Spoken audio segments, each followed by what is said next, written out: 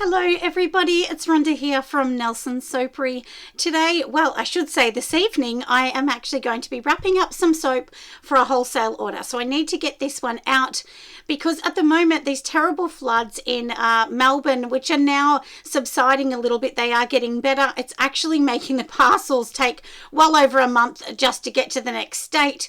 So it's been a real headache for me at the moment. But anyway, we're going to get this one done and we're going to be talking about wholesale, because the one question I get asked is wholesale worth it? And I will definitely tell you it is worth it. It definitely is. It's another revenue stream, and I often talk about this, about having many revenue streams. It is super duper important.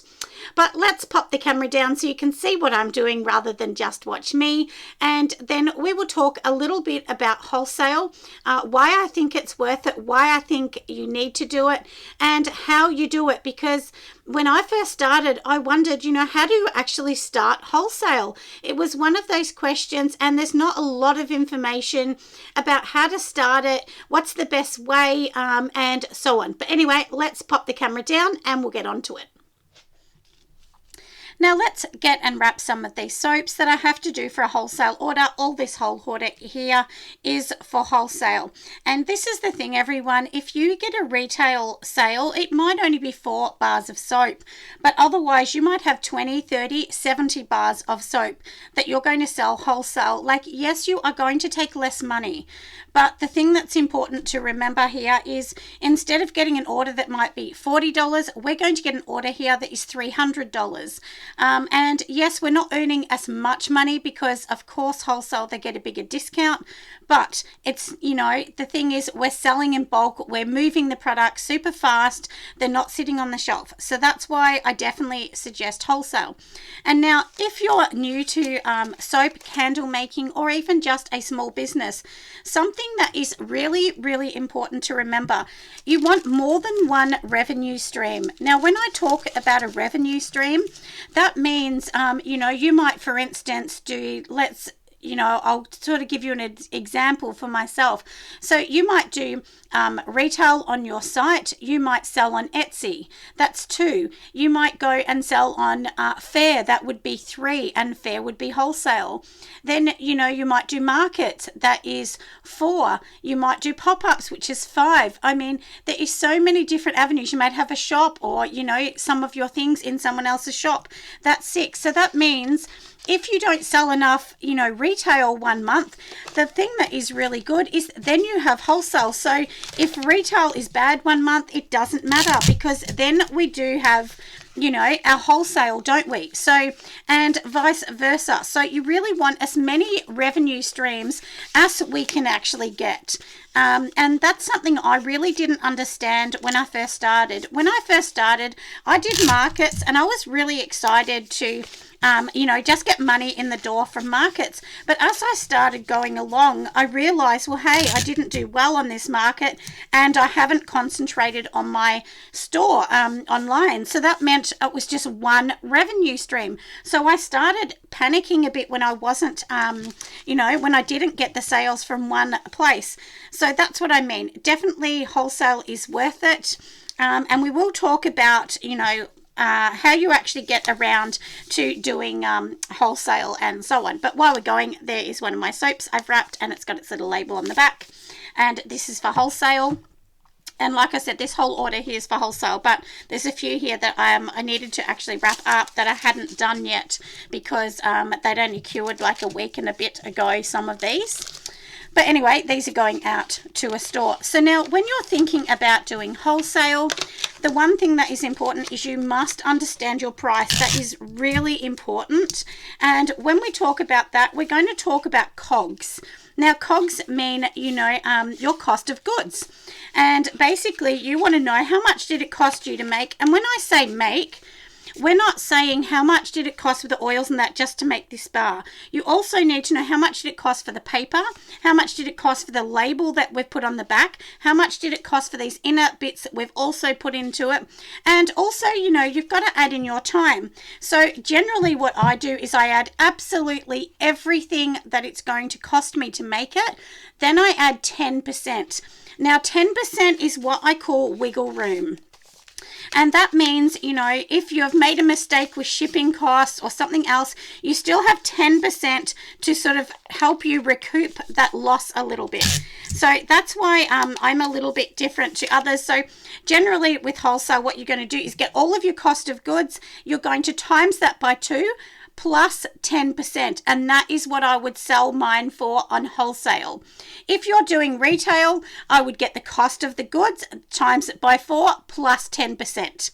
And that will give you your retail costing. That's just general. I mean, there's lots of other things that come into it.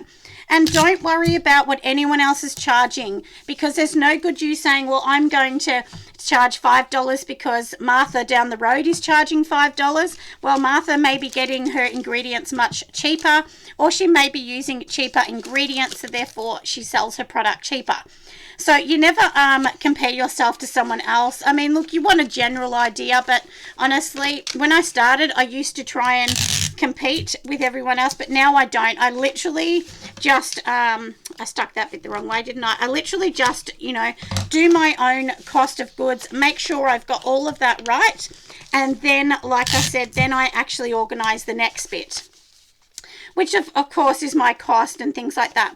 And look, some of my soaps are much more expensive than other people's, but as I always say, I'm using ethically sourced products, things that are organic in them. They cost more money. So at the start, I tried to compete more, but now I realize, well, my product, maybe it's a higher quality than some others on the market.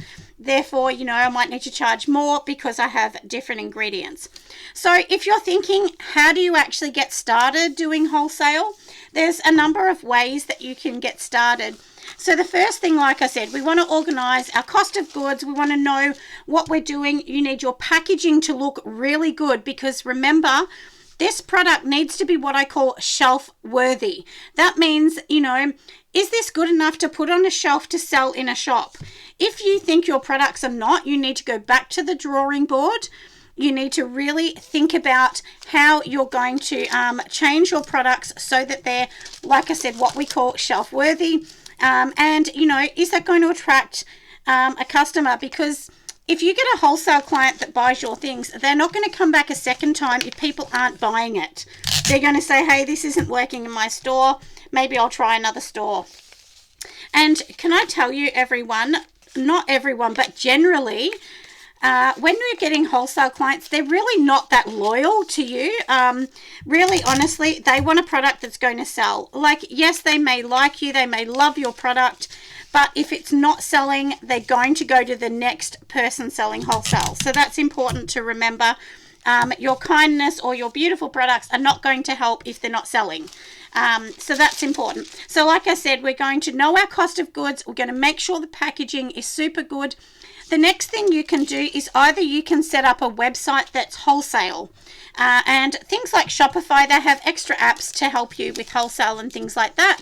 Or there are other platforms such as Fair or Trade Square. So in Australia, generally people use Trade Square, although a lot of them use Fair. I'm on Fair and I'm on Trade Square, but I don't ship outside of Australia wholesale. It's only within Australia because Fair is new to Australia.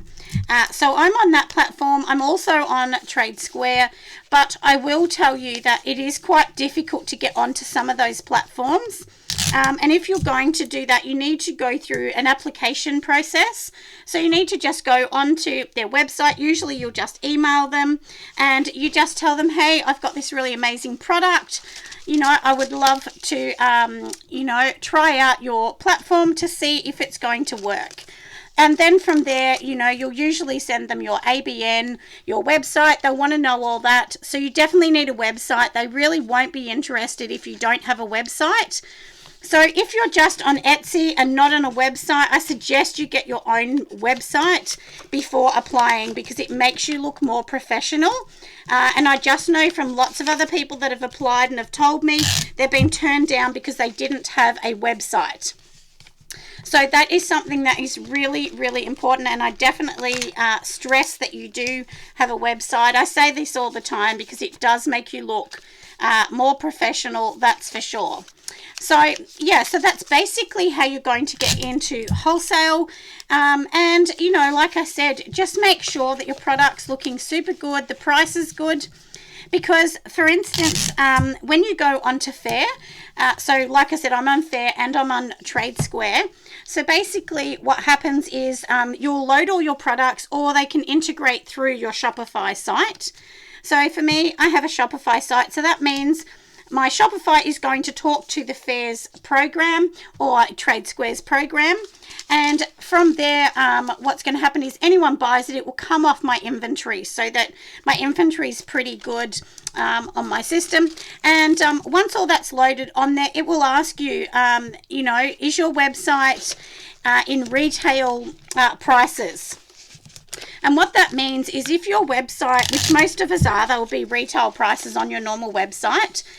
Basically, Fair will say, okay, that's retail. So you have to give 50% off, 40 or 50% off to your customer. But honestly, customers expect 50% off if it's wholesale. And this is what I'm saying. You need to know your cost of goods, because there's no good saying, I think this cost me approximately $5 to make, so therefore I just times it by 2. Approximate really is not right, because you just don't really know. So you really do 100% need to know what that cost is. That is super duper important. And like I said, and so then from there, basically, once everything's loaded, once all the information's in, and you'll have to spend a bit of time fixing that, and then it will become live and customers will be able to see it. And a good thing you can do is you can actually put a link on your website, which I have one on my site, and most people do. And it will actually tell them, hey, click on this site if you want wholesale, or click on this link, and then they'll get like $100 off. So if somebody clicks on the link on my site, it means that I don't pay commission. So it means that, you know, places like Fair can't get commission from me, because I've helped find the person for them. And like I said, from there, the person literally buys it. That person will get maybe free shipping or $100 off. They get a bit of a bargain. And also it helps me, because I don't end up having to pay the percent. Because if somebody comes from Fair, so they're just looking on Fair and they find you, what actually happens then is, so they order their goods. Now remember, we've already given 50% off on Fair. So what then's going to happen is Fair's going to say, well, we actually found the customer for you, so therefore they are going to keep 25% of your takings, which is a lot. So really the whole idea is you really do want to get people there yourself. You know, you want to send them directly there from your link, so that you don't have to pay those high fees. And so on. So that's literally how it works. It's really not that hard to do it, to be really honest. It's not hard. The hardest thing is being accepted, because often people don't get accepted to these programs. So yeah, so like I said, I'm really hoping that today's video is just helping you understand a little bit more about, you know, how you actually apply for that. And remember, applying, you need to have insurance, you need to have your products good, you need to have your prices good, you need to have good images, and you need to have at least 20 products. Places like Fair and Trade Square really don't want people to go on there with 5 products. They want you to have lots, because if someone lands on your store in Fair, because you have your own little website within Fair, you want, you know, people to see lots of products. They don't want to come and see 2 or 3 products, because they'll just go straight off and go to the next person. So like I said, that is super duper important. So I hope that I've kind of made that a little bit clear to as we've gone along. But anyway, I hope, like I said, it's really been helpful. If you think it has, make sure you give me a massive thumbs up. I'll get going with this order. We will box this up into the box and send it all off. And I'll see you on the next video. Bye, friends.